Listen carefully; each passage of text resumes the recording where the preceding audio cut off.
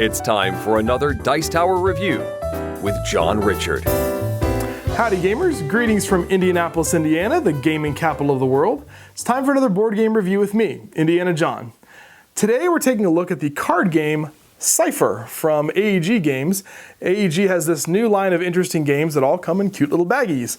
And the first one was Love Letter, and the Lost Legacy series comes in the little bag too. And so this is another one in that series. It's what they call in their line of 5-minute fun.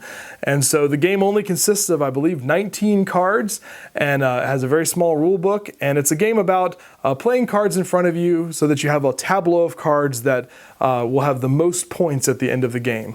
And there's a sort of a cyberpunk theme to it, so you can plug into that as much as you want to. But let's take a look at the setup and gameplay of Cypher and see if we can answer the most important question in gaming, which is it fun?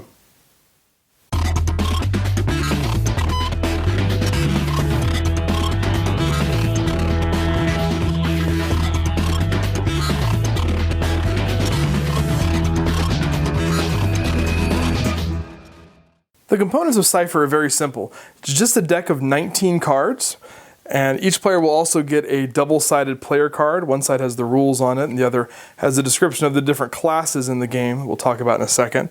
And then there's a little rule book, and that pretty much is all the components of the game. It all fits in that nice little cloth bag. Now, the way that you deal the starting hands for players in Cypher is a little interesting because of the way the mechanics work in the game.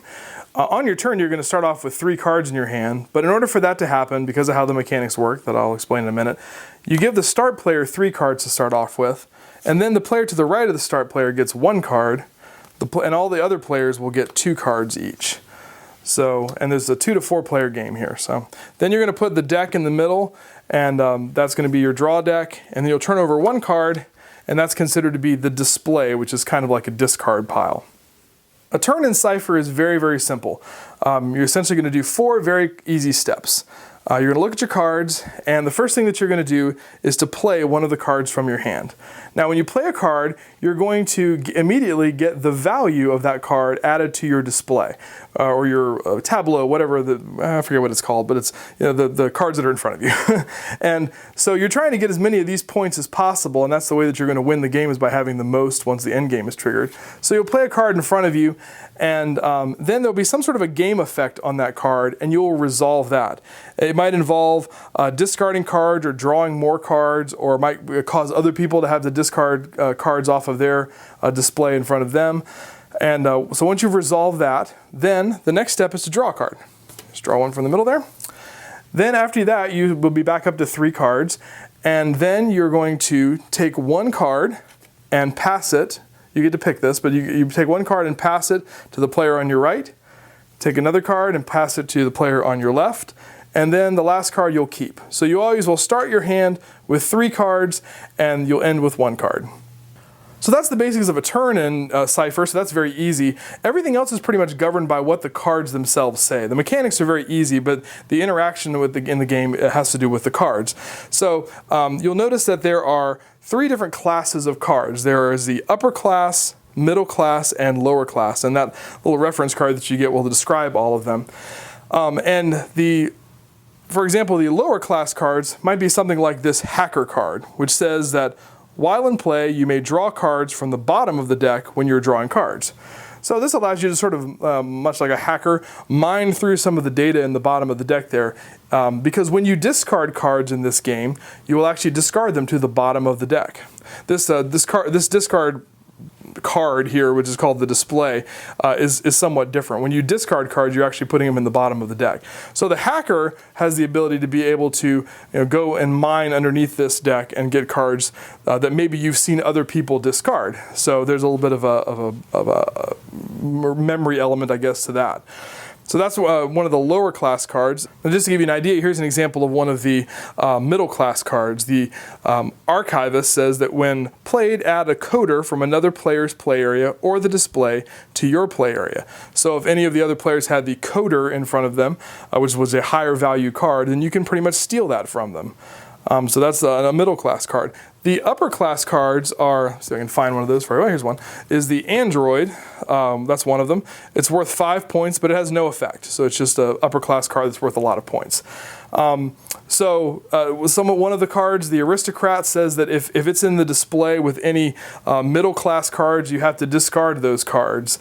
So all the cards sort of work together and interplay with one another, and the order in which you play things and which things you choose to play on your turn are going to help you to get the maximum number of points in front of you on your tableau. And you can only have a maximum of 3 cards in front of you at any one time. So if you ever would play a 4th card, then you have to take one and discard it and replace it. And you're also having to watch the other players to see when is the game going to end. And let me bring that up. There's 2 ways that the game can end. One is that the deck of cards can run out, and when that deck of cards has completely run out, then that will trigger the end game, and pretty much you get one more turn. The other thing that will trigger the end game is if someone plays the Cypher Anomaly card. And the Cypher Anomaly card says, when played, draw 1 card and then add it to your play area or discard it. So that's its game effect. But then it says this triggers the end of the game. So what's going to happen is that card will get played, and then after it's been played, then you will get to go around the table one more time, and then the game will end with the end of the turn of the player who played the Cypher Anomaly. Now the only way that game can end earlier is if the Cypher Anomaly is played again. There's 2 of them in the deck. So if I'm the start player here and I trigger the end game with the Cypher Anomaly, and then this player here also has a Cypher Anomaly, he can play that card, and then that ends the game immediately, and then you add up your points. So all this back and forth with playing cards and stealing cards from other players and discarding things and remembering where cards are to try to jockey for position to get the best tableau of cards in front of you, and then whoever has the highest points at the end of the game is the winner. So that is Cypher from AEG. Now, I think this is a pretty interesting little game, and for being only 19 cards, much like Love Letter, I think there's a pretty deep little game here. Now, I think that the mechanics of something like Love Letter are a lot easier to grasp, and it's a little bit easier to sort of grok the strategy of the game early on. Cypher, I think, is a much slower kind of a ramp up to understanding how things work in the game. The interplay between the lower, middle, and higher class cards, you sort of have to memorize that over a period of several plays to really understand what's going on with that. There's a lot of randomness in the game because you're having to pass those cards to your left and to your right, so you're not really sure what you're going to get or what you're going to have to give away. In a way, it sort of reminds me of that Doctor Who card game by Martin Wallace, where you play a couple cards and then you have to pass most of your hand away from you. So that can be, I guess, a little bit frustrating. But once you have an understanding of how the cards work and interact, then I think this can be a very interesting strategic game. Now, that being said, you don't necessarily want an interesting strategic game that only takes 5 minutes. This is in the sort of the filler category, and so at first blush, this might end up seeming like it could be something you could just pull out and it'd be real easy and quick to play, and it is. But I think if you play it that way, you might find that it'll fall flat for you. You need to give it a few plays to really get an understanding of the intricacies of how the cards work.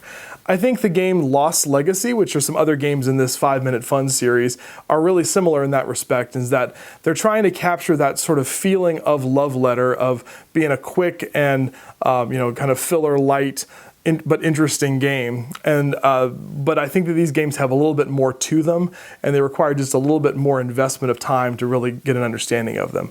But it's still something you can pull out and play in 5 minutes. So I guess I'll kind of leave it at that.